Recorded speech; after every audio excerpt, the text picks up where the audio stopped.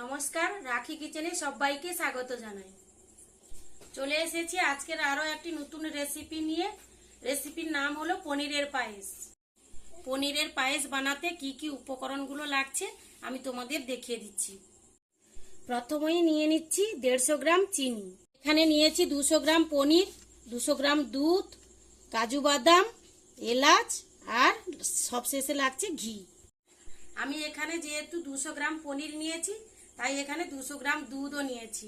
আপনারা বেশি পনির নিলে বেশি দুধও নেবেন। এবার আমি গ্যাসটা অন করে নেব।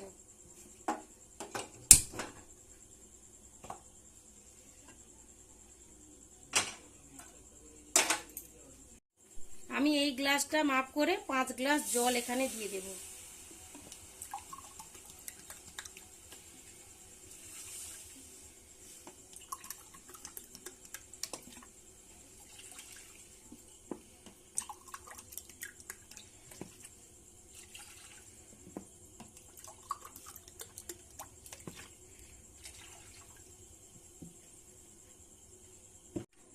জলটা গরম হয়ে গেছে, এবার আমি দুধটা গুলে নেব।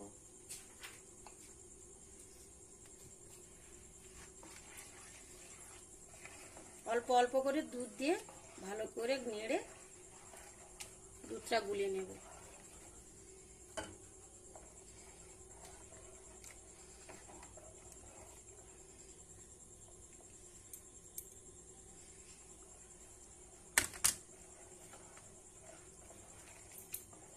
পাঁচ থেকে 7 মিনিট দুধটাকে ভালো করে জাল দিয়ে নিতে হবে।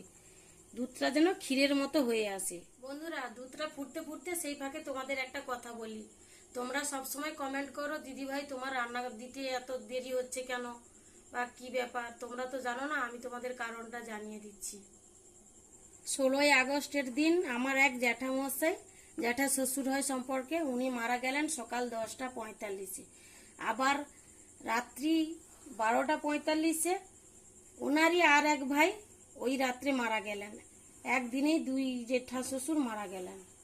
তো আপনারাই বলুন, এই পরিস্থিতিতে কি ভিডিও করা সম্ভব? তাই আমি ভিডিও দিতে পারিনি। সাধ্য শান্তির কাজ অসৌখ সব ত্যাগ করে 15 দিন পরে আমি ভিডিও বানাচ্ছি, আপনারা কিছু মনে করবেন না। দুধটা আমার একদম ফুটে ঘন হয়ে এসেছে।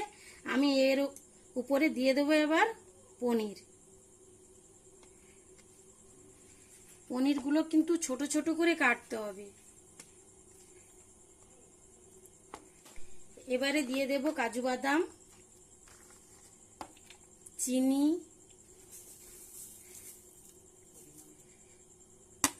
আর এলাচ।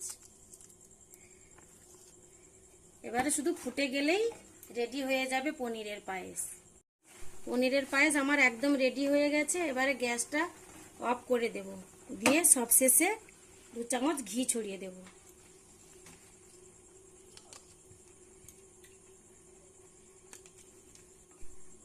এবার সার্ভ করার পালা। বন্ধুরা দেখুন, একদম রেডি হয়ে গেছে আজকের রেসিপি পনিরের পায়েস। একদম কম সময়ে এবং কম উপকরণে বাড়িতে ঝটপট বানিয়ে ফেলার মতো রেসিপি। এই রেসিপিটি আপনারা বাড়িতে বানিয়ে খেয়ে দেখুন কেমন লাগে, আর আমাকে কমেন্ট করুন। আপনারা কমেন্ট করে জানাতে ভুলবেন না কিন্তু। রেসিপিটি ভালো লাগলে লাইক, কমেন্ট, শেয়ার এবং সাবস্ক্রাইব করতে ভুলবেন না কিন্তু। দেখা হচ্ছে নেক্সট ভিডিওতে। আপনারা সবাই ভালো থাকবেন, সুস্থ থাকবেন। আজকের মতো টাটা।